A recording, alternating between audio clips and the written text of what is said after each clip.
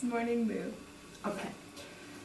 Good morning and welcome to today's edition of Molly's Morning Mash. Our topic for this morning is tidal energy. Tidal energy is one of the oldest forms of energy, which started on the Spanish, French, and British coasts in 787 AD. Tidal energy is non-polluting, reliable, and predictable. Tidal barrages, undersea tidal turbines, like wind turbines but driven by the sea, and a variety of machines harnessing undersea currents are under development. Unlike wind and waves, tidal currents are entirely predictable. The largest tidal power energy station in the world is located in Europe. It was built in 1966 and could provide 20% of Britain's energy. There are currently no tidal stations in the U.S. though. Yeah.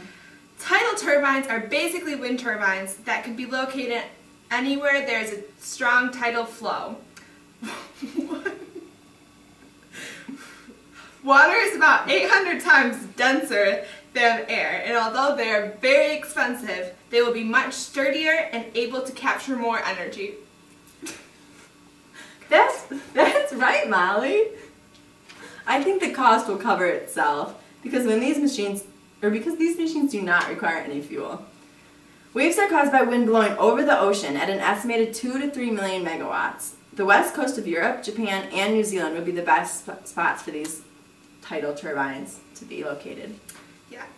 One way to increase the amount of energy produced is to send the waves into a narrow channel, increasing their power and size.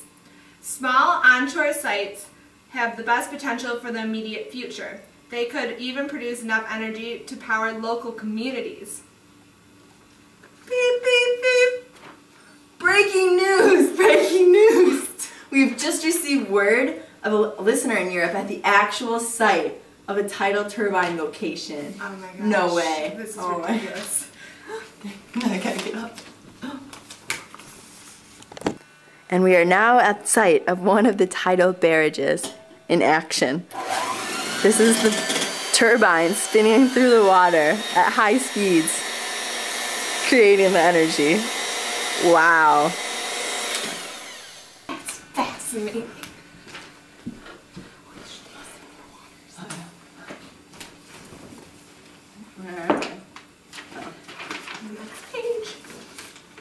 Wow, that's fascinating. Molly, could you explain exactly how that works? Of course. Water is trapped in the reservoir during high tide. As the tide shifts from high to low, there is a difference in the water pressure between that in the reservoir and the open water source. The difference between the water sources results in potential energy, which can be used when the contained water is released. Then, when the body of water is at low tide, the water in the reservoir is released through the special outlets that are usually equipped with turbines. The force of the rushing water would spin the turbines, which power the generators, which would produce the electricity. Although we must say tidal energy isn't all good. Really? What's wrong? Well, first of all, many of these tidal energy structures can be devastating to fish.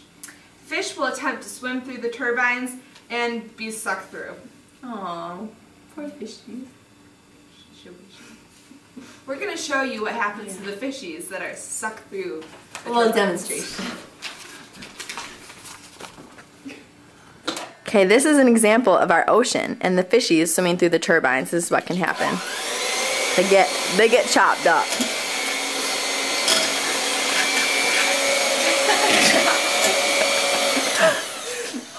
Oh, poor fishies. Okay.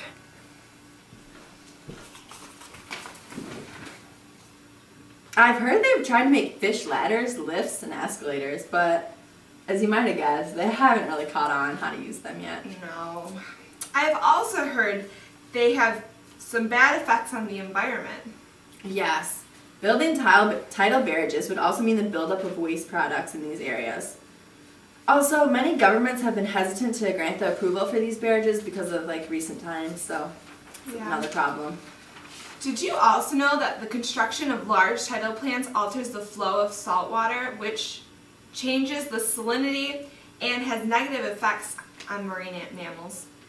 Also, because these stations can only generate power when the tide is flowing in or out, about 10 hours a day, it's very limited. And there are only about 40 sites in the world that would be possible options to have these tidal barrages at. Oh boy! Tidal energy can't be all that bad. Something good must come out of this. You're right! Tidal energy actually does have many benefits for the environment. Tidal energy is a renewable source of electricity which does not result in the emission of gases responsible for global warming or acid rain, associated with fossil fuel generated electricity. Use of tidal energy could also decrease the need for nuclear power with its associated radiation risks. Oh. How much would this cost to build? Well, there are many factors to determine the cost. First, it depends on the site where you plan to build and the size of the barrage. You must measure the difference between high tide and low tide. These factors can be expressed in what is called the site's Gebrat ratio. The ratio is the length of barrage in meters to the annual energy production in kilowatt hours. The smaller the Gebrat ratio, the more desirable the site. For an example, the site in Lawrence is 0.36 compared to the site in Passamaquoddy in the Bay of Fundy is 0.92. Wow. From what I have seen, it would cost $200.66 per megawatt hour to generate power with current tidal technology. By contrast, wind power costs about $90 per megawatt hour and hydroelectric power about $40 per megawatt hour per hour. Wow, that's a lot of information for one show. Whew. And it looks like we're running out of time. Yeah. But please join us tomorrow for more about how to save our environment. Bye! We'll do the fish. That was on my cup. That's why I started laughing. Came off the bottom. Okay, let's watch this.